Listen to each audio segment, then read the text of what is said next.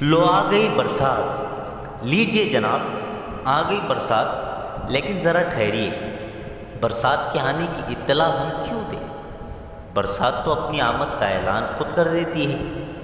یہی تو وہ موسم ہے جو اس شان سے آتا ہے کہ لگتا ہے کسی بادشاہ کی سواری آ رہی ہے۔ پہلے نقیب آوازیں لگائے گا، پھر توپوں کی سلامی ہوگی، اور تب کہیں بادشاہ سلامت جلوہ گر ہوں گے۔ دوسرے ملکوں کی برسات کی بات ہم نہیں کرتے، البتہ اتنا ضرور جانتے ہیں کہ ہمارے ملک کی برسات بڑی دلیر اور بہادر ہوتی ہے، کیونکہ وہ دشمن پر غفلت میں حملہ نہیں کرتی، بلکہ اسے پہلے سے آگاہ کر دیتی ہے کہ لو ہمارے میدان چھوڑ کر بھاگ جاؤ۔ دوسرے یہ کہ ہماری برسات بڑی ذہین اور چالاک ہوتی ہے، کیونکہ یہ اسی وقت آتی ہے جب آپ گھر سے باہر ہو اور جب آپ کے پاس چھتری بھی نہ ہو۔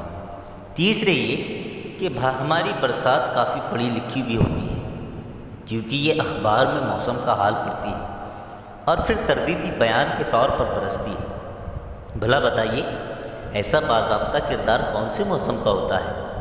دوسرے موسموں کا یہ حال ہوتا ہے کہ چوری چھپے آتے ہیں اور چلے جاتے ہیں۔ آپ یقین کریں کہ جب تک ہم اخبار سے درجہ حرارت معلوم نہیں کر لیتے، تب تک نہ ہمیں سردی معلوم ہوتی ہے اور نہ ہی گرمی۔ ایسے موسموں کو لے کر کیا کیجیے گا؟ سچا موسم تو وہی ہوتا ہے جو آئے تو بس سارے ماحول پر چھا جائے۔ وہ امڑ امڑ کر اور گرج گرج کر برسنے والی بدلیاں اور وہ کڑک کڑک کر چمکنے والی بجلیاں جب آتی ہے تو سارے ماحول پر چھا جاتی ہے۔ برسات کا موسم بڑی امیدوں والا موسم ہوتا ہے۔ جب ہم چھوٹے تھے اور کبھی رات کو گھن گرج کے ساتھ طوفانی برسات ہوتی تھی تو ہم ساری رات بستر میں پڑے پڑے اپنے دل میں اس امید کو پروان چڑھایا کرتے تھے کہ صبح جب ہم اسکول جائے تو پتہ چلے کہ سارا اسکول طغیانی میں بہہ گیا ہے۔ اسکول کے ساتھ ساتھ سارے ٹیچر بھی اپنی چھڑیوں سمیت بہہ گئے ہیں اور ساری کتابیں بھی بہہ گئی ہیں۔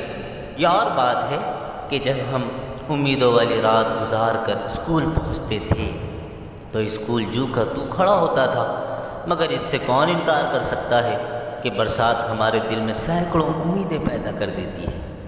ہمارے دل پر ہی کیا موقوف ہے، برسات کی آمد سے پہلے خود دھرتی کے سینے میں بھی بڑی امیدیں چھپی ہوتی ہے، جو بعد میں لاکھوں ننھے منھے ہرے بھرے پودوں کی شکل میں دھرتی کے سینے سے ابل پڑتی ہے۔ برسات کے موسم کی ایک خوبی یہ ہوتی ہے کہ اس سے بچنے کے لیے ہر آدمی ہر ممکن کوشش کرتا ہے، لیکن پھر بھی اس کوشش میں ہار جاتا ہے۔ سڑک پر جس کسی کو دیکھیے وہ نہ صرف رین کوٹ میں بند ہوتا ہے بلکہ ایک عدد چھتری بھی اپنے ساتھ رکھتا ہے، لیکن پھر بھی بھیگ جاتا ہے۔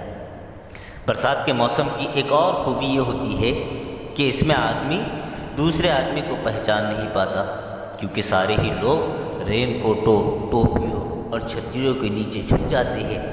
اکثر ایسا ہوا کہ ہم مالک مکان سے اپنے گھر کی چھت کی شکایت کرنے ان کے گھر پہنچے اور وہ ہماری نظروں کے سامنے رین کوٹ میں چھپ کر گھر سے باہر نکل کر چلے گئے، اور بعد میں ان کی بیوی نے بتایا، ابھی جو صاحب آپ کے سامنے رین کوٹ اوڑھ کر گزرے وہ آپ کے مالک مکان ہی تو تھے۔ اس کا بدلہ ہم نے اکثر یوں لیا کہ جب مالک مکان ہم سے کرایہ مانگنے کے لیے گھر آتے ہیں تو ہم بھی رین کوٹ اوڑھ کر ان کی نگاہوں کے سامنے سے فاتحانہ گزر جاتے ہیں۔ اینٹ کا جواب پتھر سے نہ دیا جائے نہ صحیح، لیکن اینٹ کا جواب اینٹ سے دینے میں کیا قباحت ہے۔ ہم نے ہر برسات میں مکان بدلنے کی پوری کوشش کی، لیکن پچھلی برسات کے ایک واقعے کے بعد ہم نے یہ کوشش ترک کر دی۔ ہوا یوں کہ ایک رات لگاتار اور دھواں برسات ہوتی رہی اور اس کے ساتھ ہی ہمارے مکان کی چھت بھی ٹپکتی رہی۔ ہم ساری رات بھیگتے رہے۔ دوسرے دن ہم نے تہیہ کر لیا کہ اب مکان بدل کے رہیں گے۔ 100 مکان کی تلاش میں ایک محلے میں پہنچے اور ایک پنواڑی سے پوچھا، کیوں بھائی، کیا تمہارے محلے میں کوئی مکان خالی ہے؟ وہ بولا، بابو جی ایک مکان خالی تو تھا، مگر آپ نے یہاں آنے میں پورے 6 گھنٹوں کی تاخیر کر دی۔ ہم نے پوچھا، کیا وہ مکان کرائے پر اڑ گیا؟ اس پر وہ بولا، نہیں بابو جی، کل رات کی دھواں برسات کی وجہ سے ابھی 6 گھنٹے پہلے وہ مکان گر گیا۔ اگر آپ 6 گھنٹے پہلے آتے تو آپ کو ضرور مل جاتا۔ اس واقعے کے بعد بھلا کس کی شامت آئی ہے کہ وہ نیا مکان تلاش کرے؟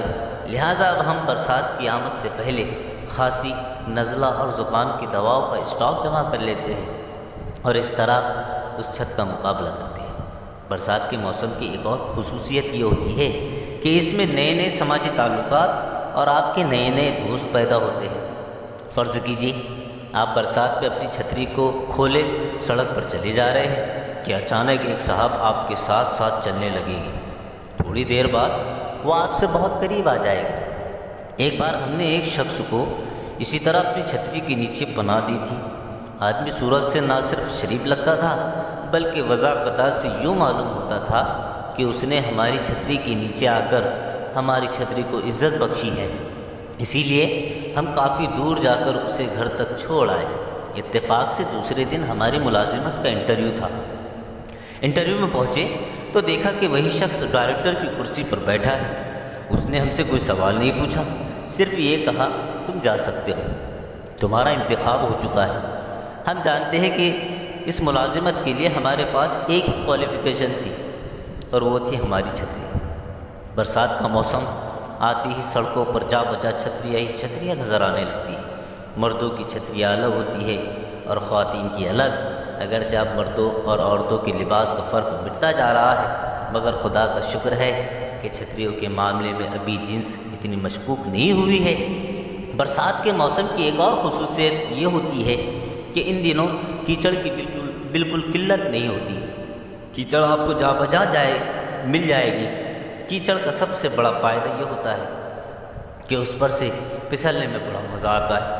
اتنا مزہ کہ بعض اوقات نہ صرف آپ کی ہڈی ٹوٹ جاتی ہے بلکہ 400-500 روپیوں کا سوٹ بھی غارت ہو جاتا ہے۔ یہی وجہ ہے کہ لوگ بڑے اعلیٰ اور نفیس سوٹ پہن کر کیچڑ پر سے پھسلتے ہیں اور گھر جا کر آئینے میں اپنی صورت دیکھتے ہیں۔ ہم نے بڑے بڑے شخص سواروں کو کیچڑ سے پھسلتے دیکھا ہے۔ جو بدقسمت حضرات کیچڑ پر سے پھسل کر اپنے کپڑے خراب نہیں کر پاتے، ان کے کپڑوں پر اب موٹر کیچڑ اچالتی پھرتی ہے کہ لو بھائی اداس کیوں ہوتے ہو، یہ لو کیچڑ، اور پھر شوق کے ساتھ آپ کا روم روم کیچڑ